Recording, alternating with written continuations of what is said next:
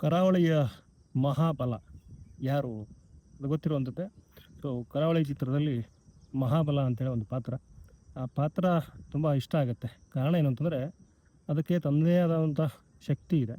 ಒಂದು ಅತಿ ದೊಡ್ಡ ಕನಸಿದೆ. ಆ ಕನಸು ಇಡೀ ಚಿತ್ರದ ಆ, ಶಕ್ತಿ, ಹಾಗೆಯೇ ಅದರ ಒಂದು ಆಳ ಮತ್ತು ಅಗಲ, ಸೊ, ಸ್ಥಿತಿ ಏನಿದೆ ಅದನ್ನು ಹೇಳುವಂಥ ಒಂದು ಪಾತ್ರ ಇದು. ಸೊ, ಇಲ್ಲಿ ಮಹಾಬಲನ ಪಾತ್ರದಲ್ಲಿ ಮಿತ್ರ ಅವರು ಆ್ಯಕ್ಟ್ ಮಾಡಿರುವಂಥದ್ದು. ಮಿತ್ರ ಅವರು ಹಾಸ್ಯ ಪಾತ್ರಗಳನ್ನೇ ಮಾಡ್ಕೊಂಡು ಬಂದಿರುವಂಥದ್ದು. ಸೊ, ಇಲ್ಲಿ ನಿಮಗೆ ಬೇರೆ ಥರನೇ ಕಾಣ್ತಾರೆ ಅವರು.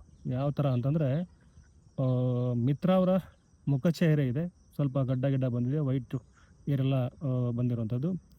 ಅದನ್ನು ಪ್ಲಸ್ಸು ಜೊತೆಗೆ ಮಹಾಬಲನ ಆಸೆಗಳು, ಕನಸುಗಳು, ಒಬ್ಬ ಟ್ರೈನರ್, ಕೋನ ಓಡಿಸುವಂಥ ರನ್ನರ್ಗೆ ಟ್ರೈನರ್ ಆಗಿರುವಂತಹ ಒಂದು ಪಾತ್ರ, ಅದನ್ನು ಇವರು ಜೀವಿಸಿ ಇರುವಂಥದ್ದು. ಹಾಗಾಗಿ ನಿಮ್ಗೆ ಎಲ್ಲೂ ಇಡೀ ಚಿತ್ರದಲ್ಲಿ ಮಿತ್ರ ಕಾಣುವುದೇನೇ ಇಲ್ಲ. ಸೊ, ಅಲ್ಲಿ ಕಾಣುವುದು ಮಹಾಬಲ. ಸೊ, ಇಡೀ ಚಿತ್ರದಲ್ಲಿ ಮಹಾಬಲ ತುಂಬ ಇಷ್ಟ ಆಗೋಕ್ಕೆ ಕಾರಣ ಈ ಪಾತ್ರ, ಆ ಪಾತ್ರವನ್ನು ಜೀವಿಸಿರುವಂಥದ್ದು. ಸೊ, ನೀವು ಕರಾವಳಿ ಕಡೆ ಹೋದರೆ ಅಲ್ಲಿ ಈ ಕೋನ ಟ್ರೈನ್ ಮಾಡೋರಂಥವ್ರು ಸುಮಾರು ಜನ ಇರ್ತಾರೆ ಅನ್ನುವಂಥದ್ದು. ಅಂದರೆ ಇಡೀ ಜೀವನ ಅದಕ್ಕೆ ತೊಡಗಿಸಿಕೊಂಡಿರುವಂಥದ್ದು. ಸೊ, ಏನೂ ಇರೋಲ್ಲ, ಬರೀ ಅದೇ ಕೆಲಸ ಅವ್ರದ್ದು ಅನ್ನೋ ಅರ್ಥದಲ್ಲಿ ಅನ್ನುವಂಥ ವಿಚಾರವನ್ನು ಸ್ವತಃ ಮಿತ್ರ ಅವರು ಹಂಚಿಕೊಂಡಿರುವಂಥದ್ದು. ಸೊ, ಅದನ್ನು ಇವರು ಅಡಾಪ್ಟ್ ಮಾಡ್ಕೊಂಡಿದ್ದಾರೆ, ಅದನ್ನು ಜೀವಿಸಿದ್ದಾರೆ. ಸೊ, ಅವ್ರ ಜೊತೆಗೆ ಮಾತಾಡಿದ್ದಾರೆ, ಅವ್ರ ಜೊತೆ ಕೂತಿದ್ದಾರೆ, ಅವ್ರ ಜೊತೆ ಹೆಚ್ಚು ಟೈಮ್ ಕಳೆದಿದ್ದಾರೆ. ಸೊ, ಟೈಮ್ ಕಳೆದಾದಮೇಲೆ ಅವರ ಮ್ಯಾನರಿಸಮು, ಅವರ ಬಿಹೇವಿಯರ್ ಏನಿದೆಯಲ್ಲ ಅದನ್ನೆಲ್ಲ ಸ್ಟಡಿ ಮಾಡಿದ್ದಾರೆ. ಸ್ಟಡಿ ಮಾಡಿ ಅದನ್ನು ಅವರು ತೆರೆ ಮೇಲೆ ತಂದಿರುವಂಥದ್ದು. ಅವರ ಎಲ್ಲಡಿಕೆ ತಿನ್ನುವಂಥದ್ದು ರೀತಿಯಾಗಲಿ ಅಥವಾ ತೂರಾಡುವಂತಹ ರೀತಿಯಾಗಲಿ, ಸೊ, ಅದೆಲ್ಲವನ್ನೂ ಅಡಾಪ್ಟ್ ಮಾಡಿಕೊಂಡು ರಿಯಲ್ ಕ್ಯಾರೆಕ್ಟರ್, ಅದನ್ನು ರಿಯಲ್ ಆಗೇ ಜೀವಿಸಿರುವಂಥದ್ದು. ಆ ಜೀವಿಸಿರುವ ಕಾರಣಕ್ಕಾಗಿ ತೆರೆ ಮೇಲೆ ಮಹಾಬಲ ತುಂಬ ಅದ್ಭುತವಾಗಿ ಕಾಣ್ತಾನೆ. ಈ ಮಹಾಬಲನ ಪಾತ್ರ ಏನಿದೆಯಲ್ಲ, ಇದನ್ನು ಬರೆದಾಗ ಅವರು ಡೈರೆಕ್ಟರ್ ಗುರುದತ್ ಗಾಣಿಗ ಹೇಳಿದ್ರಂತೆ ಅವ್ರಿಗೆ, ಏನಂತಂದರೆ, ಒಂದು ಮಹತ್ವದ ಪಾತ್ರ, ನಿಮ್ಮ ಸುತ್ತ ಈ ಪಾತ್ರ ಕತೆ ಇರುತ್ತೆ ಅಥವಾ ಮಹಾಬಲನ ಸುತ್ತನೇ ಕತೆ ಇರುತ್ತೆ ಅನ್ನುವಂಥದ್ದು. ಸೊ, ಅದಕ್ಕೆ ಇವರು ಏನೇನು ಬೇಕು ಎಲ್ಲ ತಯಾರಿ ಮಾಡಿಕೊಂಡು ಪಾತ್ರವಾಗಿ ಜೀವಿಸಿರುವಂಥದ್ದು. ಹಾಗಾಗಿ ಈ ಚಿತ್ರ ಮಹಾಬಲನ ಚಿತ್ರ ಅಂತ ಅದಕ್ಕೆ ಫಸ್ಟಿಗೆ ಹೇಳಿದ್ನಲ್ಲ, ಅದೇ ನಾನು ಹೇಳಿದ್ದು. ಅಂದರೆ ಕರಾವಳಿಯ ಮಹಾಬಲ. ಸೊ, ಕರಾವಳಿ ಚಿತ್ರಕ್ಕೆ ಇವರೇ ಬಲ, ಮಿತ್ರನೇ ಬಲ ಅಂಥೇಳಿ ನಾನು ಅದನ್ನು ಬಣ್ಣಿಸ್ಲಿಕ್ಕೆ ಇಷ್ಟಪಡ್ತೀನಿ. ಸಿನಿಮಾ ನೋಡಿದಾಗ ನನಗಾದಂಥ ಅನುಭವ ಅದು. ಸೊ, ಆ ಒಂದು ಅನುಭವದ ಆಧಾರದ ಮೇಲೆ, ಹಾಗೆಯೇ ಅವ್ರ ಜೊತೆಗೆ ಆತ್ಮೀಯವಾಗಿ ಮಾತಾಡ್ತಿರುವಂಥ ಸಂದರ್ಭದಲ್ಲೂ ಕೂಡ ಅವರು ಹೇಳಿದ್ದಾನೆ, ಪ್ರಶಂಸೆಗಳ ಸುರಿಮಳೆ ಆಗ್ತಾ ಇದೆ.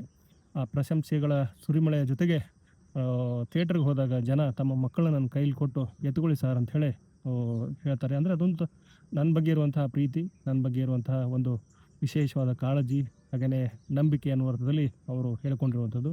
ಸೊ, ಆ ಥರದ ಪ್ರಶಂಸೆ ಬರ್ತಾ ಇದೆ ಮಿತ್ರ ಅವ್ರಿಗೆ.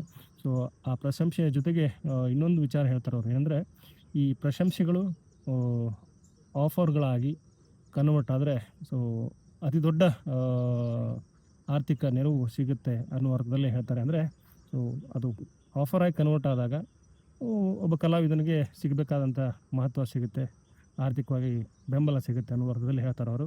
ಸೊ, ಆ ಥರದ ಮಹಾಬಲ ಮಿತ್ರ, ಸೊ, ಎಲ್ರಿಗೂ ಇಷ್ಟ ಆಗ್ತಿರುವಂಥದ್ದು. ಇದರಲ್ಲಿ ಸಿನಿಮಾ ನೋಡ್ತಾ ನೋಡ್ತಾ ನಿಮ್ಗೆ ಅನ್ಸಕ್ಕೆ ಶುರು ಆಗುತ್ತೆ, ಕೋನ ಓಡಿಸುವ ರನ್ನರ್ ಎಷ್ಟು ಸ್ಟ್ರಾಂಗ್ ಇರ್ತಾರೆ, ಅವ್ರು 6 ಪ್ಯಾಕ್ ಎಲ್ಲ ಇರುತ್ತೆ ಅಂಥೇಳಿ. ಸೊ, ಆ ಥರದ ಅವಕಾಶ ಬಂದರೆ ಏನು ಮಾಡ್ತೀರಿ ಅನ್ನುವಂಥ ಪ್ರಶ್ನೆಗೆ ಮಿತ್ರ ಹೇಳಿದರು, ನನಗೆ ಆ ಥರದ ಅವಕಾಶ ಇರಲಿಲ್ಲ. ಇಲ್ಲಿ ಒಂದು ವೇಳೆ ಇದ್ದಿದ್ದರೆ ಬಾಡಿಯನ್ನು ತೂಕ ಇಳಿಸಿ ಬಾಡಿ ಟ್ರಾನ್ಸ್ಫರ್ ಮಾಡಿಕೊಂಡು ಒಂದು ಅದ್ಭುತವಾದ ಪಾತ್ರವಾಗಿ ನಿಲ್ತಿದ್ದೆ ಅನ್ನೋದನ್ನು ಅಷ್ಟೇ ಕಾನ್ಫಿಡೆಂಟಾಗಿ ಹೇಳ್ತಾರೆ. ಆ ಥರದ ಪಾತ್ರ ಬಂದರೆ ಮಾಡ್ತೀನಿ ಅಂತ ಹೇಳ್ತಾರೆ. ಹಾಗೆಯೇ ಇದೇ ಒಂದು ಕರಾವಳಿ ಚಿತ್ರದಲ್ಲಿ ಸೆಕೆಂಡ್ ಹಾಫಲ್ಲಿ ಬರುವಂಥವ್ರು ಯಂಗ್ ಲುಕ್ಕು, ಅದರಲ್ಲಿ ಸ್ವಲ್ಪ ತೂಕ ಇಳಿಸ್ಕೊಂಡಿದ್ದಾರೆ ಅನ್ನೋದನ್ನು ಕೂಡ ಅವ್ರು ಹೇಳ್ಕೊಂಡಿರುವಂಥದ್ದು. ಸೊ, ಇದು ಒಟ್ಟು ಮಹಾಬಲ ಮಿತ್ರ ಅಥವಾ ಕರಾವಳಿಯ ಮಹಾಬಲ ಅವರ ಒಂದು ಮಾತುಗಳ ಒಟ್ಟು ವಿಚಾರ ಅಂತ ಹೇಳ್ತಾ ನನ್ನ ಈ ಒಂದು ಪುಟ್ಟ ವಿಡಿಯೋನ ಇಲ್ಲಿಗೆ ಎಂಡ್ ಮಾಡ್ತೀನಿ. ವಿಡಿಯೋ ನೋಡೋದು ಪ್ರತಿಯೊಬ್ಬರಿಗೂ ಧನ್ಯವಾದಗಳು.